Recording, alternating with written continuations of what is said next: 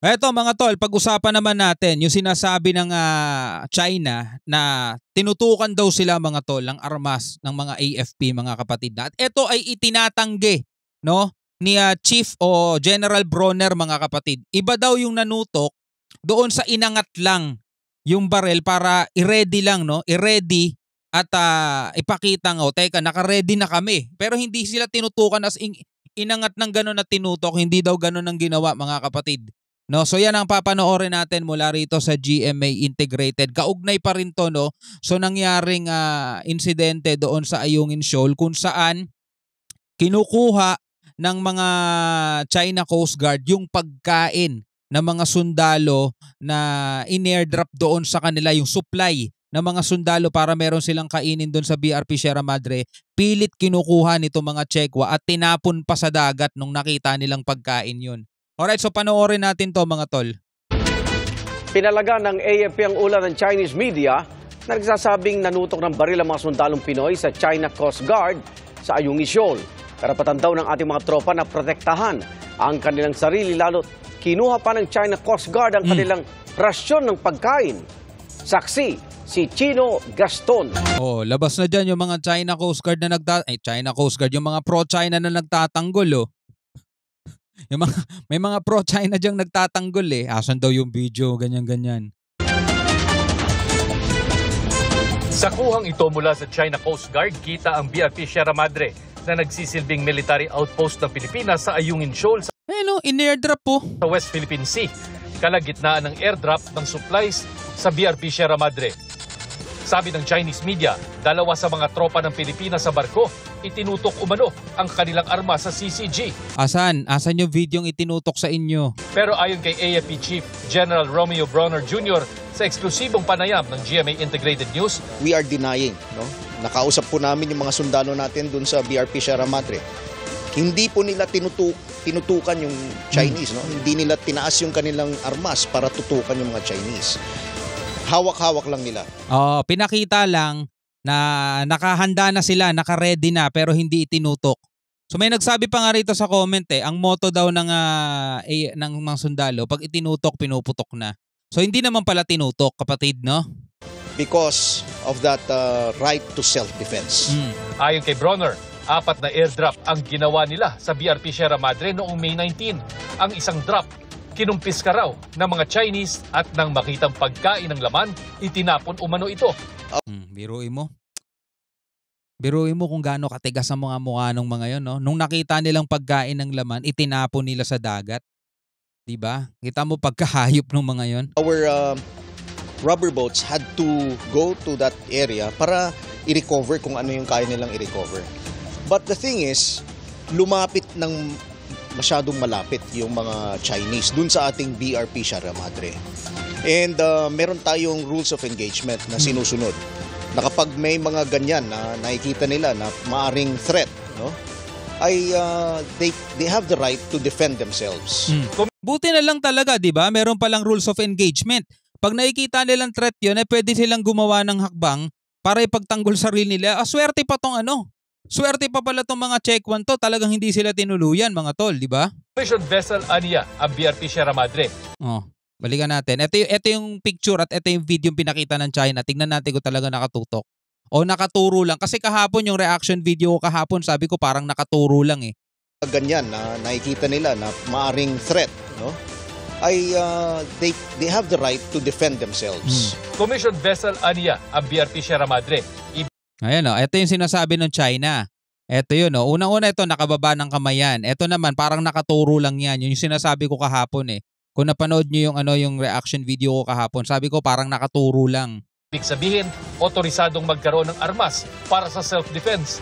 Kaya't hindi nila tayo pwedeng sabihan, no, na hindi pwede yung mga weapons on board that ship. Pwede yon, that is authorized even under international law. Ayon din sa Philippine Navy, kahit sa video, makikitang hindi naman tinaas ang baril at nasa waist level lamang. Kaya nga di ba? Napakasinungaling talaga nito mga Chekwan to, mga tol. Sila na ngayon ang argabyado, sila pa yung pabiktima. Di ba? Biruin mo, nananahimik yung mga sundalo nandirito, inaabangan yung supply ng pagkain nila. Di ba?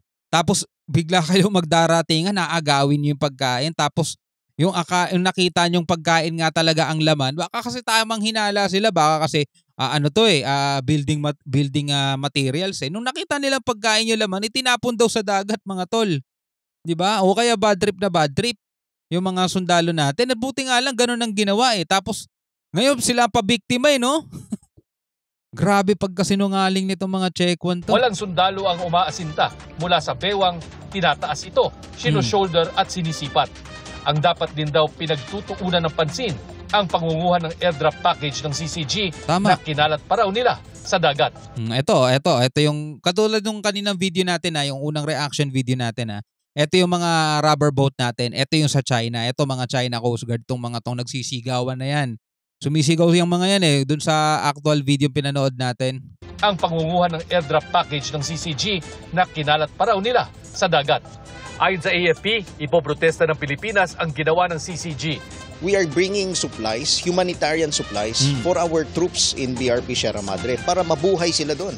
No, dahil mga pagkain lang ang dinadala natin, pagkain, tubig, gamot, no? So, hindi dapat nila i-confiscate itong mga ito. Wala silang karapatan na gawin. Di ba?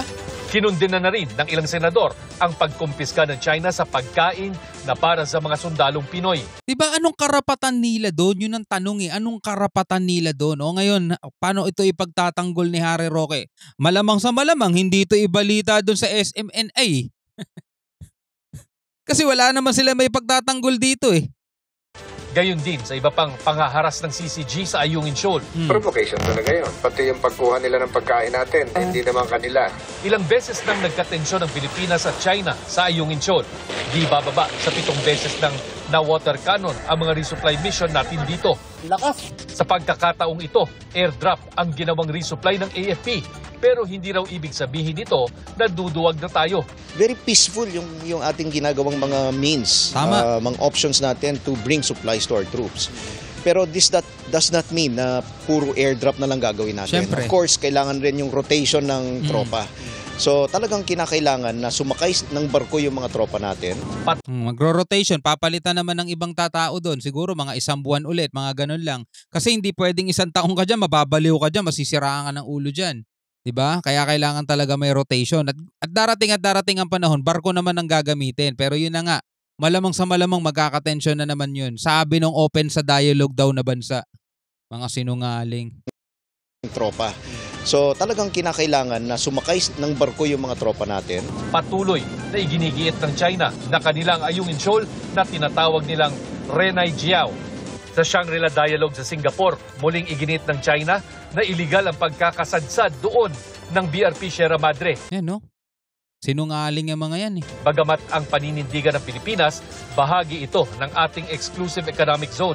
Binatikos din ng Defense Minister ng China ang isang bansang nang uudyok at gumagawa umano ng mga peking kwento. Di ba? Kita mo kung paano sila magsinungaling nang uudyok at gumagawa daw ng mga peking kwento. O, kitang-kita sa video mga tol. Kahit sila mismo wala silang maipakitang video na nanutok ang ating mga sundalo. Pero doon sa video na nilabas nila, hindi nila pinapakita kung paano nila agawin at kunin yung mga pagkain na in-airdrop doon na pagkain ng mga sundalo ng Pilipinas. Wala silang mailabas. Bakit? Kasi lalabas yung katotohanan talaga, mga sinungaling sila eh. Diba? Sila yung nang-uudyok, sila yung mapaggawa ng kwento. Etong mamang to, sinungaling din yan. Na nakakaapekto raw sa katatagan sa rehiyon. Walang diretsahang pinangalan ng bansa ang opisyal. On behaviors of fabricating historic facts, spreading false narratives, attempting to enforce the illegal arbitration award, and confusing right with wrong. A certain country, emboldened by outside powers, have broken bilateral agreements and its own promises, made premeditated provocations, and created false scenario to mislead the public. Sabi naman ng Chinese Foreign Ministry, hindi bahagi ng teritoryo ng Pilipinas ang mga islang inaangkin nila. Sa pilitan daw ang pag-angkin ng Pilipinas sa mga isla at labag sa soberenya ng China. Sa pilitan? Sa pilitan? Sabihin niyo yan sa UNCLOS. Sabihin niyo yan sa arbitral award. Doon sa arbitral ruling sa Permanent Court of Arbitration. Ang Pilipinas ba sapilitan? Kaya nga puro legal na paraan ng ginagawa ng Pilipinas. The Philippines occupied by force some island and reefs of China's Namsha, Hundao. Naanan tong mga to. Sapilitan ng putek. Pilitan daw ang pag-angkin ng Pilipinas sa mga isla at labag sa soberenya ng China. Sa kabila ng mga hamon sa West Philippine Sea, Kita mo kung gaano pagkasinungaling yun. Sapilitan daw na kinuha ng Pilipinas yung mga isla. Nanalo tayo 2016 Arbitral Award. Anong sapilitan doon? Punersa ba ng Pilipinas yung Court of Arbitration? Punersa ba ng Pilipinas yung UNCLOS? Punersa ba ng Pilipinas yung international law? Kita mo pagkasinungaling ng mga yan. Kaya kung pro-China ka, engot ka talaga eh. nanindigan ng Navy na ipagtatanggol nila ang interes ng bansa sa command conference kasama si Pangulong Bongbong Marcos. Para sa GMA. Alright mga kapatid, ay nako, buti na lang talaga marami sa inyo hindi pro-China mga tol.